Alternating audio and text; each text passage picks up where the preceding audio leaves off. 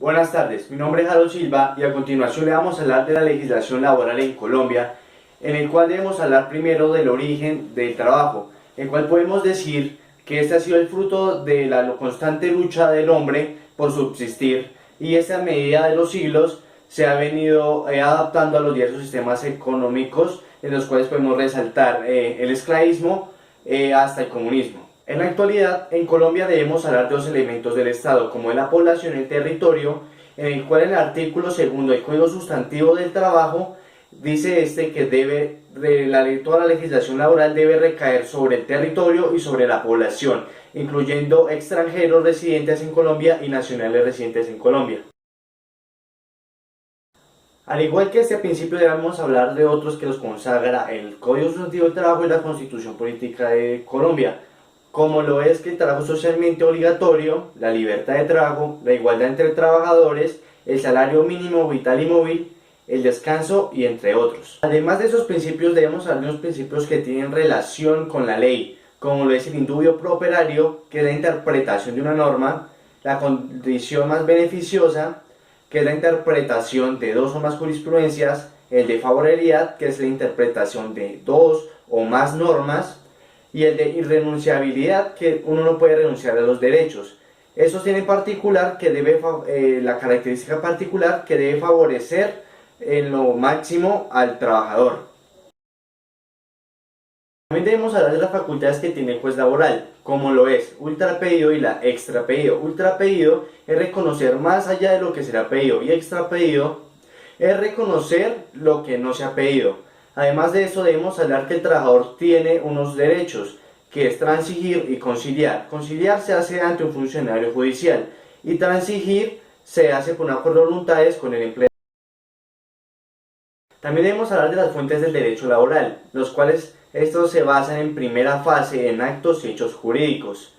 Además de eso debemos hablar del bloque constitucional, las leyes, la jurisprudencia y la doctrina. Además de eso, debemos aclarar que el contrato de trabajo es la fuente principal del derecho laboral. También debemos hablar de los elementos esenciales del derecho laboral, como lo encontramos en el artículo 22, en el cual encontramos la actividad humana, la subordinación y la remuneración económica del trabajo. También debemos hablar de las características del derecho laboral, como lo es bilateral, principal, conmutativo, accesorio, de tracto sucesivo y oneroso.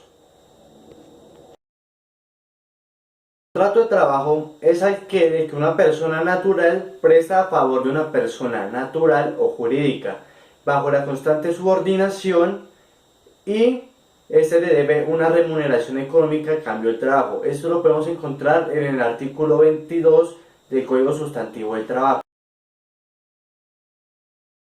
Podemos hablar de los contratos verbales o escritos, accidentales, que esos no deben superar un mes, a término fijo, a término indefinido y labor u obra.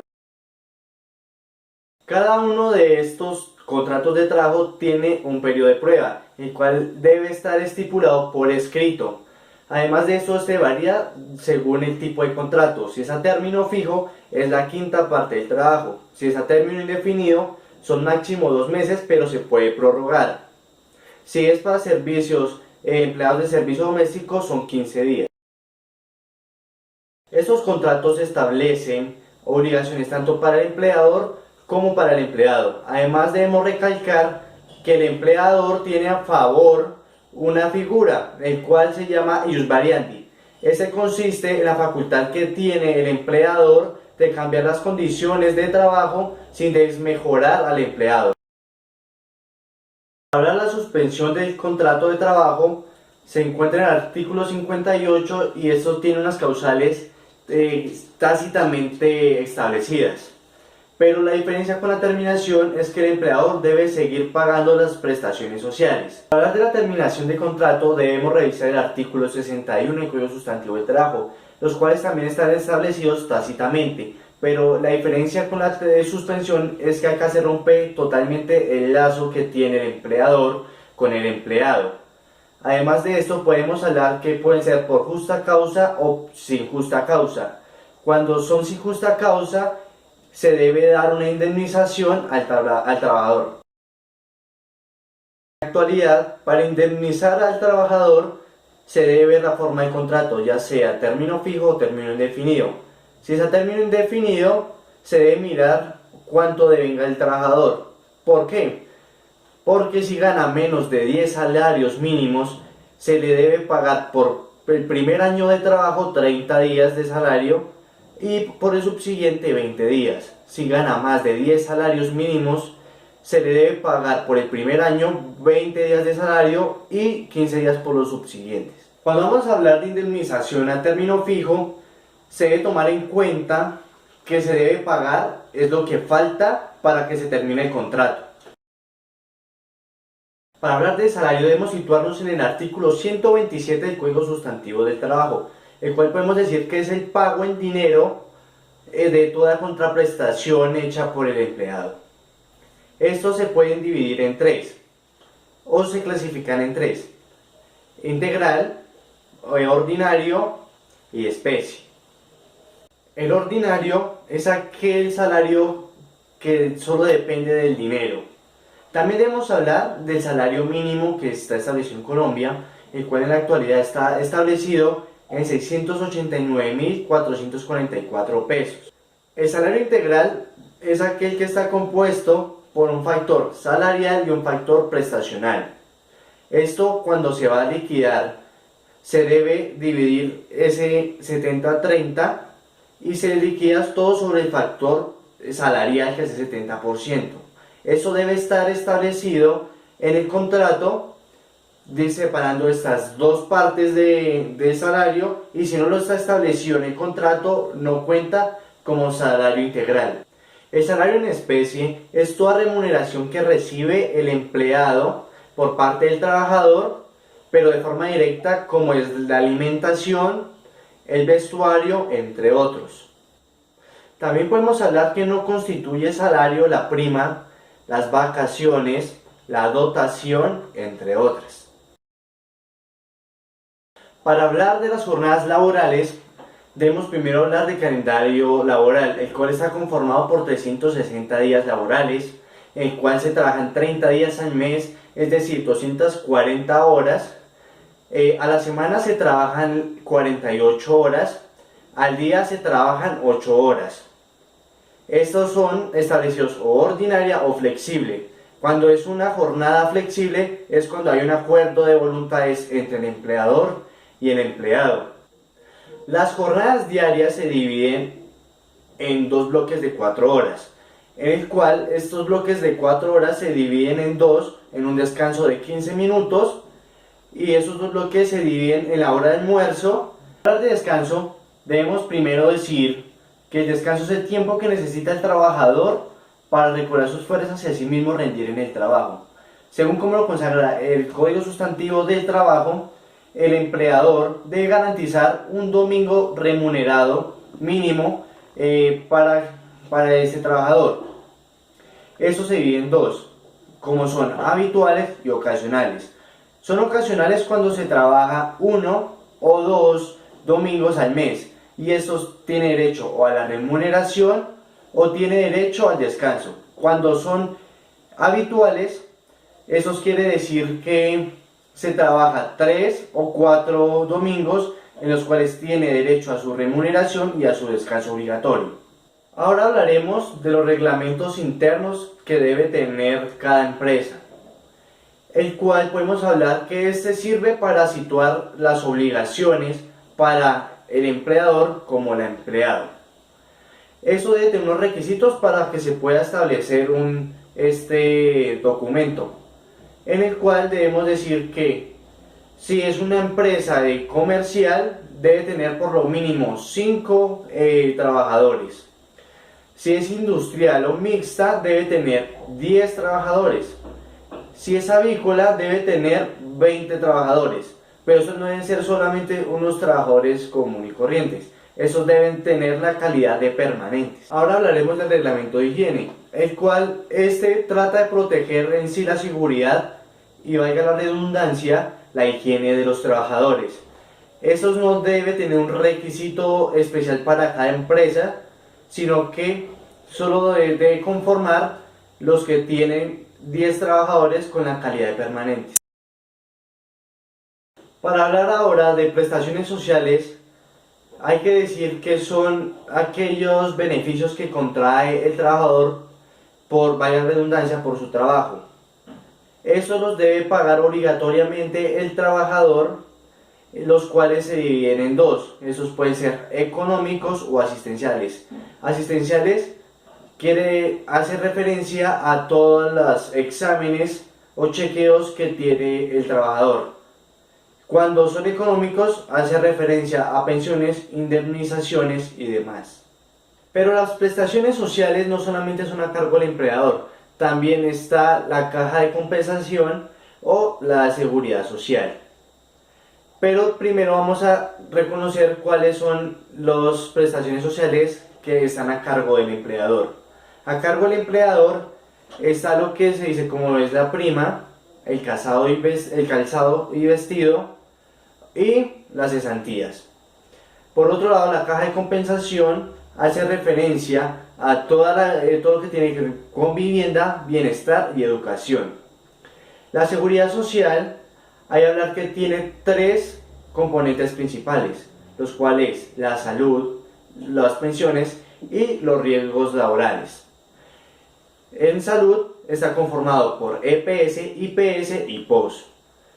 Las pensiones están conformados por la AFP y los riesgos laborales están conformados por la ARL. Además, queda recalcar que las pensiones se dividen en dos grandes regímenes, como lo es la RPMD y la RAIS. La RAIS hace referencia al ahorro individual que puede escoger el empleado. La RPMD es el ahorro que tienen sus pensiones, pero por parte del Estado, el cual se conoce como colpensiones. También podemos decir que la seguridad social se basa según los principios como la solidaridad, la eficiencia, la universalidad, la integralidad, la unidad, participación y portabilidad. También cabe hablar de tres sentencias muy importantes en la seguridad social que vimos en la materia, como lo es la SU 062 del 2010, que habla sobre el régimen de transición, de lo que hemos hablado anteriormente sobre las pensiones, la sentencia T760 del 2008, que establece el principio de portabilidad de la seguridad social. Además de esta, también estudiamos la SU 070 del 2008, la cual es la licencia de maternidad, la protección de la madre, la cual se le brinda una protección, un fuero especial, en el cual no se puede despedir y si se despide, se le da una indemnización a la madre. Ahora hablaremos de las nuevas alternativas de trabajo que están surgiendo en Colombia. Esto está creando una tendencia hacia la temporalidad y esto se debe a la gran revolución de las telecomunicaciones y la globalización. Esto también, además de traer cosas buenas, está trayendo cosas malas. Una de estas es que está desmejorando a los trabajadores. Además de esto, está trayendo una tendencia de temporalidad y eso está patrocinando la inestabilidad laboral. De estas nuevas formas de contrataciones, podemos hablar de la tercerización, en la cual se habla de la pirámide de la contratación, donde hay dos empleadores y un trabajador. También podemos hablar de las empresas de prestadores de servicios temporales, las cooperativas de trabajo, que anteriormente no estaban reguladas, pero en la actualidad ya están reguladas y deben hacer aportes para fiscales y prestaciones sociales, ya que eso están desmejorando a los trabajadores. Además de estos, podemos hablar del insourcing y el outsourcing. El insourcing quiere decir que es incluir a la línea de cadena a un trabajador, a la línea de producción. El outsourcing puede ser el satélite o la maquila, y ese es el mantenimiento de una empresa, pero por fuera de la cadena de producción. Ahora hablaremos de la parte colectiva del Código Sustantivo del Trabajo, el cual se consagra desde el artículo 353 en adelante. Además de eso, podemos decir que está constitucionalmente protegido, además que tiene una protección con el Código Penal, y este derecho de asociación, principalmente el que habla en el Código Sustantivo del Trabajo, consiste en que todo el derecho de todos los trabajadores que tienen para reunirse o asociarse para buscar intereses propios o buscar una mejor calidad de vida. Esto se hace a través de un sindicato y estos sindicatos se dividen o tienen varias clasificaciones, como son de empresa, de gremio, de industria o de oficios varios. Estos sindicatos además tienen una personalidad jurídica. Esto quiere decir que contraen unos derechos, pero también tienen unos deberes. Además de esto, estos sindicatos pueden establecer un conflicto. Cabe recalcar que un conflicto es el inicio de la solución de un problema. Estos se hacen mediante el pliego de peticiones, el cual se lleva y se negocia para buscar que se mejoren unos derechos o se creen unos nuevos derechos. Según esto, podemos decir que hay conflictos jurídicos y conflictos económicos. También decimos que para conformarse estos sindicatos deben contener por lo mínimo 25 trabajadores o 5 empleadores. Ahora traeremos a colación los principios que tiene ese derecho de asociación nuestros sindicatos. Cabe recalcar que estos tienen principios como los de la seguridad social. Estos son la gestión, la negociación, la asociación y la concertación. Además de esto, cabe incluir que cada miembro de estos sindicatos tiene una protección. Esta protección se llama fuero. Este fuero, el conocido fuero sindical, consiste en la protección que tiene cierto trabajador que hace parte de este sindicato para que no sea ni despedido, ni trasladado, ni desmejorado, ya que cuando se conforma un sindicato se busca sacar a los que han conformado este sindicato o hacen parte de esto, pero este fuero lo que hace es protegerlos para mantener su calidad de trabajador. Esos fueros pueden ser de varios tipos, como son los de fundadores, adherentes, los de junta directiva, comité de reclamos, el fuero circunstancial y el fuero convencional, el cual el de los fundadores goza de 8 meses de fuero, el de los adherentes goza menos de estos 7 o menos, en la junta directiva y el comité de reclamos, el fuero en sí dura lo que dura su cargo. Y los otros dos, que es el fuero circunstancial y el fuero convencional, son los que entran a ser parte. El circunstancial por llevar el pliego de reclamos, como se manifiesta en sí el inconformismo y se inicia el conflicto, y el fuero convencional, que es el que negocia este fuero sindical. Ya no siendo más, doy gracias por la atención a este video, el cual pues dimos un breve resumen de toda la legislación en Colombia, el cual podemos ver que es buena, tiene cosas por mejorar, pero eso se hace a medida del estudio. Gracias.